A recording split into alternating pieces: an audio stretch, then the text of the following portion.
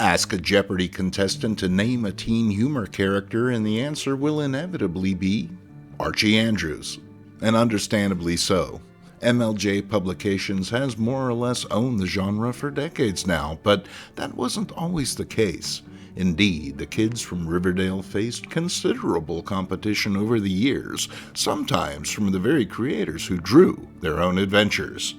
Cash in some pop bottles, grab your best girl, and hop in the old jalopy because it's time for breakfast. Breakfast!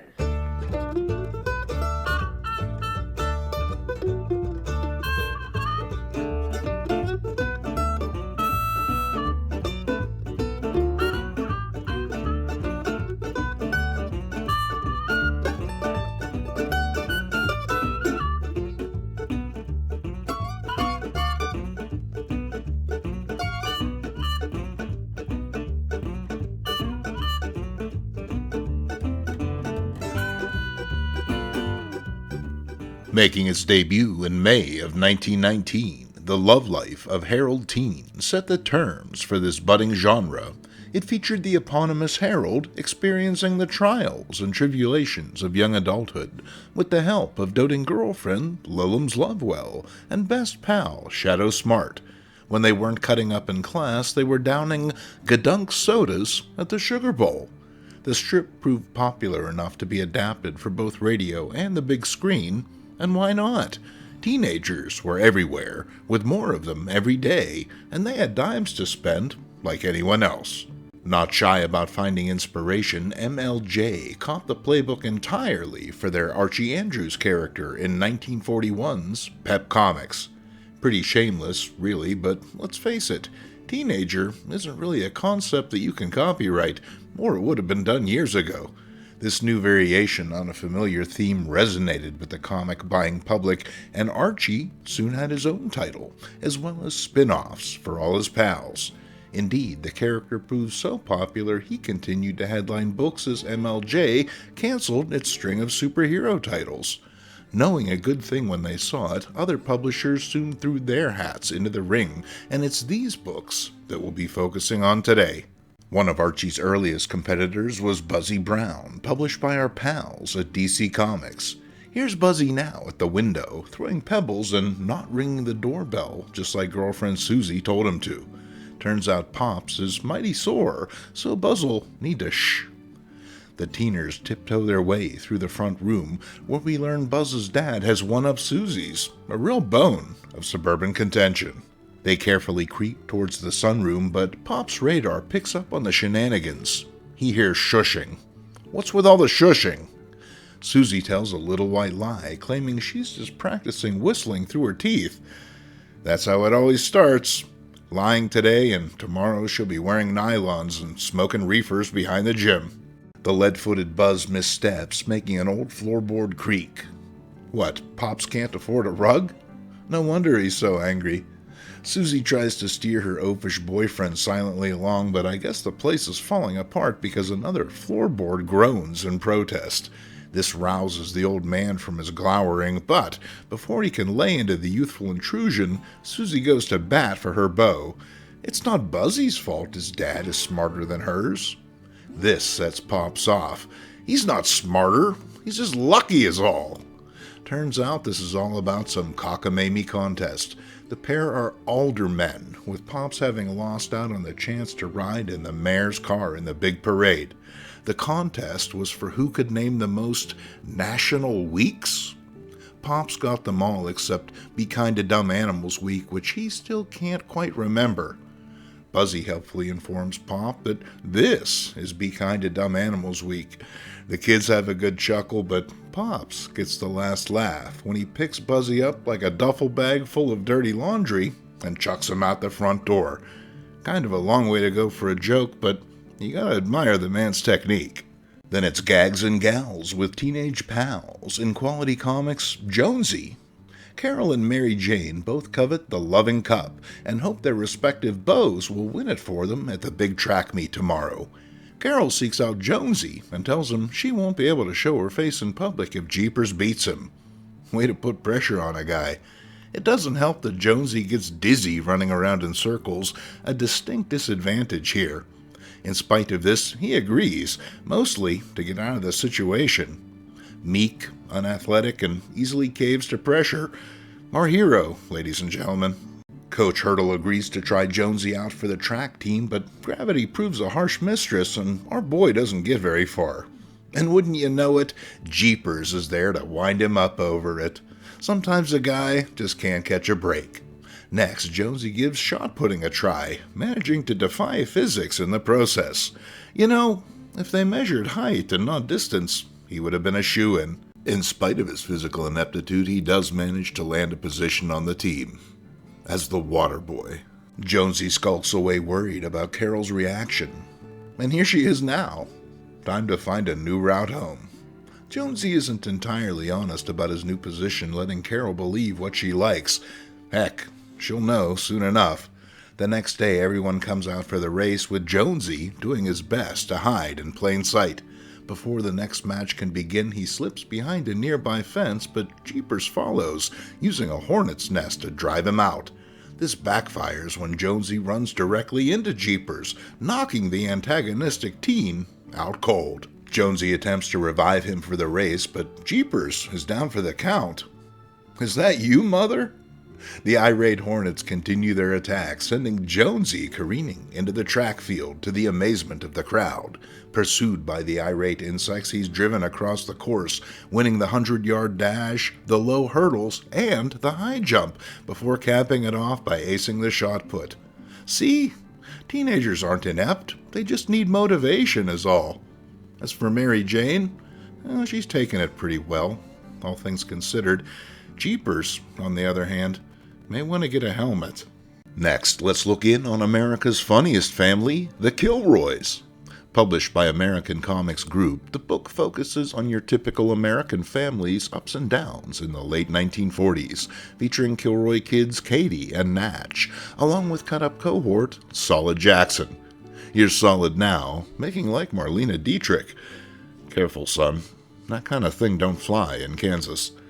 Breakfast with the Ladies is a popular radio program that passes out gifts galore. The problem is, you have to be a lady to go on it. Pondering the situation, Solid comes up with a bold plan. They can bosom buddies it. Natch, having some degree of dignity, balks at the prospect of dressing in drag, but hey, that's not a deal breaker.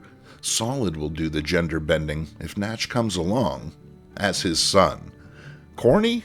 You bet. Doesn't stop it from being hilarious, though, as Solid is not a handsome woman. Check out the little leg hairs. Nice touch. The pair race to the studio, but Solid forgets himself standing in line and lets loose with some incriminating catcalling. They manage to make it inside without further incident, but are immediately singled out by the MC. He begins to interview Solid, who identifies himself as Berta Jackson, his mother's name. Forgetting himself, Berta refers to Natch Kilroy as his son, raising some questions over the differing last names. Oh, that's simple. She's been married before. 6 or 7 times, in fact. Listening at home, the real Berta Jackson nearly has a coronary learning that she has 27, or 8, children. A phone call from Natch's mother leads to the pair meeting up and heading down to the studio, where Solid has the audience in stitches. "Is that one of the new long skirts you're wearing, Mrs. Jackson?" "No, it's an old one. I just shortened my legs." The real Mrs. Jackson arrives, and she won't be denied, leaving the security guard hanging from the chandelier. She confronts her masquerading child, spilling the beans once and for all. Stunned, the MC confronts Solid, who admits he only did it to win his ma a nice gift. Instead of any sort of reprimand, the MC roars his approval, as the boys have given the network its best show in years. Laden with prizes, the families head home. 100 pairs of nylons? Let the party get started. Following on, and it's a little something from Marvel. Meet Cindy in The Romantic Rescue. And wow, that's some difference in art. I wish I could tell you who drew it, but no one seems to know. Teener Chuck Rivers is working as a lifeguard at the beach, which impresses Cindy to no end. And while it may seem heroic, Chuck isn't as noble as he may appear, using his new position to scope out the local talent. Meanwhile, Sandra and hanger-on Pudgy enjoy the water. Turns out Sandra is an exceptional swimmer, but when she notices Chuck in the lifeguard's chair, she hatches a sneaky plan. After sending the clueless Pudge off for some ice cream, Sandy goes into theatrics, pretending to drown. Seeing his big chance to be a hero, Chuck leaps from his chair, inadvertently stomping on Cindy's head in the process. I know love hurts, but must it involve cerebral trauma? Meanwhile, Sandra continues her charade in what is obviously 2 feet of water. I see some brilliant kids coming from this union. Cindy, shrugging off her blow to the head, angrily realizes Chuck has gone to save another girl and pursues. We're then treated to a nice little gag featuring the sort of entrepreneurial spirit common in public spaces back then. Heck, these guys offered a valuable service. After all, you can't tell the lifeguard from the victim without a scorecard. Meanwhile, Chuck thinks back to his lifeguard training, which states if the victim struggles, subdue them with a punch in the jaw. To his surprise, the victim is Sandra, who gives him a great big hug. A hug Chuck interprets as resistance. Boing! Indeed. From the shore, Cindy witnesses the struggle and rushes to help, but is shocked to find herself carrying her romantic rival and promptly drops her. Once Sandra's been lugged to the beach, she revives, delighted that her plan has worked. However, the process isn't complete. According to the guidebook, she still needs artificial respiration. Bashful, she balks at this, but Chuck takes life-saving seriously, and so does Cindy. Instead of the standard mouth-to-mouth, Sandra gets this treatment, which doesn't look nearly as fun for either party. Thanking her hero, a somewhat sore Sandra asks if he'd walk her home. He'd be happy to, only this isn't Chuck, who's been relieved off-panel of his lifeguard duties. And rightly so, as he's clearly not very good at it. Sandra's already passed out again. Next up, it's a story from the first issue of Tippy Teen from Tower Comics. While Tower banked its fortune on oddball characters like Dynamo and No Man, they also took a swat at the teen humor market just to cover their bases. Unlike other books of the era, Tower Comics were 64 pages and cost a whopping 25 cents, twice as much as a monthly Marvel or DC. This put Tower at a distinct disadvantage on the newsstand, but that didn't stop them from putting out a quality product. Chemical Warfare is written by Jack Mendelson, with art by Harry Lucy, who was also working for MLJ at the time. Talk about your conflicts of interest. Tippy's all hung up on Professor Caldwell, her chemistry teacher. If the little hearts are any indication, most of her classmates are as well. Tippy relays her crush to best pal Gogo, who listens patiently. Being the common sense type, Gogo tries to talk Tippy down when she states the professor will be her date for the junior hop, but Tippy won't hear it. When boyfriend Tommy Trippett appears, the smitten Tippy doesn't even recognize him. Artist Harry Lucy's ability to convey natural, believable emotion is in full bloom here, carrying the reader along almost effortlessly. Desperate for the professor to notice her, Tippy hits upon the idea of exotic perfume, entering Madame Zaza's to make a purchase. Apparently the madam has been busy working up some new material for her Vegas act and fires off a couple of groan-worthy zingers. This one is called Bermuda Tights. One whiff and his breath comes in short pants. Tippy balks at the outrageous prices. She just wants to buy a bottle, not the whole store. This gets our dynamic duo booted from the premises, but Tippy's the never-say-die type, and it's the novelty store, finding a great deal on an entire gallon of Ouda Swamp. And you know it's good, because it comes in a jug. The next day, Gogo arrives at her pal's house, but Tippy isn't ready for school yet. Investigating, Gogo discovers Tippy still in the bath, and she's poured the whole bottle of perfume in with her. Note the colorful soap bubbles, further suggestive of the aromatic nature. However, it's the stink lines that really put it over the top comedically. Tippy's obliviousness just makes it funnier. Dig this panel where she inadvertently clears her classmates' sinuses. It appears Tippy's plan is working when the professor is suddenly very excited by the smell of something. However, it's not perfume, but instead sodium benzoate sicilium, which Tippy has absent-mindedly synthesized. Tired of the ruse, Tippy comes right out with it. Wouldn't the professor like to take someone to the dance tonight? Well, turns out there is someone he'd love to take, but he doesn't know any girls who... Before he can finish, Tippy stops him. She's a girl. All girl. And she's available. Struck by his good luck, the professor agrees to pick the tipster up at 7, and the love-struck teen heads home to get ready. And to say she's excited is... well, it'd be an understatement. However, instead of going to the dance, the professor has taken her back to his house. But before Matt Walsh can show up, the professor's wife appears. She thanks Tippy for offering to babysit, so the professor can take her to the dance, a situation the dumbfounded teen can only agree to. Funny if familiar, as the script had already been used by writer Mendelsohn in teen humor comics twice before. It's back to D.C. for a date with Debbie. Benedict is off to visit his grandmother, making for a tearful goodbye. Debbie is struck by the romance of it all, seeing a limping Sally off before droning on about her friend's relationship. Why isn't Buddy that romantic with her? Well, for a start, he's driving, and second, you're insufferable. After making her nauseous, he drops her off at home, but this isn't enough for the ginger princess. Now, I want to note the thickness of the line weight here, which gives the characters a taut, almost overripe appearance. This became a thing as humor comics moved into the 1970s, and I've come to realize it was a big factor in turning me off to those books back then. Put out by Buddy's insolent nature, Debbie and her boyfriend quarrel, with the latter racing off in his car. Angered, Debbie calls together a meeting of all the local girls. Who knew she had that kind of pull? She proposes something, although she's too wrapped up in histrionics to actually reach the point. We learn about it when the town boys do. It's an ultimatum. No chick will date any boy unless he agrees to be chivalrous, romantic, and worthy of her company.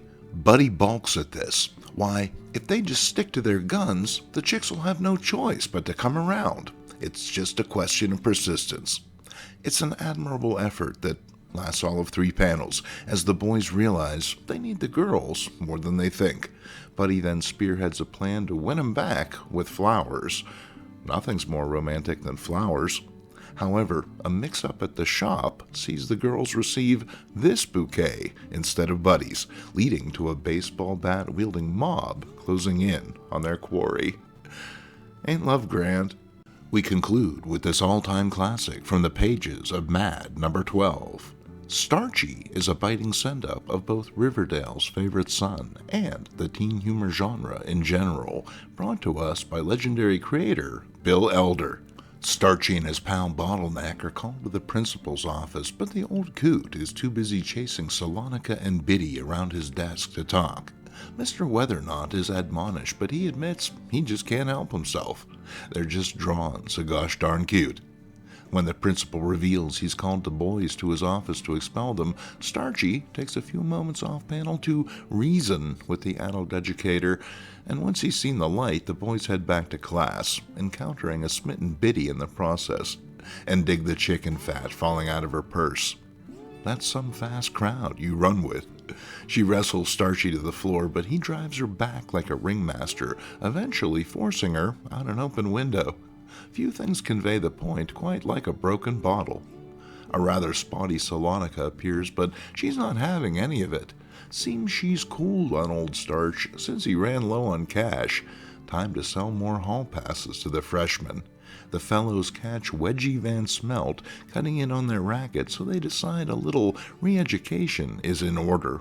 However, instead of giving him a new smile with the straight razor, Bottleneck is to report Wedgie's crimes to Principal Weathernot. We follow Starchie back to his typical teenage home, not in Riverdale, but instead some grim inner-city tenement. Taken to task for his habit of talking out loud, Starchie's mother reams him out, rousing his father from a nap. However, we do not linger on this cozy domestic scene, but instead follow Starch as he rushes to answer a telephone call. Luckily for us, the phone is 5 panels away, allowing Elder to deliver some stunning non-sequitur gags. Immersive is a word thrown around all too often, but immersive the art is, having a depth and dimensionality aided by solid inking and smart color choices. Bottleneck is on the other end of the line. He's trailed Wedgie to the soda fountain, and it seems he knows something is up, as he's been drinking limeades straight all afternoon. They pull a pair of zip guns on their fellow JD, and after stripping him, take him for a ride. Bottleneck puts the pressure on, and Wedgie starts bawling like baby Snooks. He's let off with a warning and steps out of the car, and off the edge of a cliff. Removing his mask, Bottleneck reveals himself to be Edward G. Robinson. He's taking over the high school racket, see? And what's more, the whole thing is a frame-up. Starchie is busting a gut over this, but when Dick Tracy and his boys in blue show up, the joke is over.